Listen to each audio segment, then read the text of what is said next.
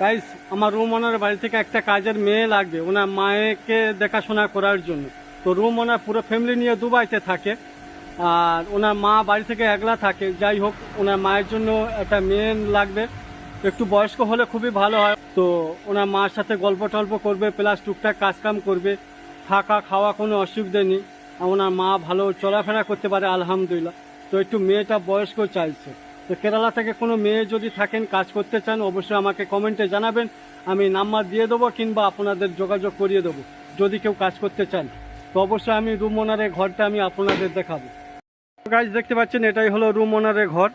খুবই সুন্দর লাগে, বা এখানকার মানুষের ব্যবহার বা এখানকার সমাজ খুবই ভালো। তো ওনাদের কথা হলো একটু বয়স্ক ওনার মায়ের জন্য মেয়ে হলে খুবই ভালো হয়, বয়স্ক মেয়ে হলে খুবই ভালো হয়। ওনার মায়ের সাথে গল্প করবে, প্লাস টুকটাক কাজকাম করবে।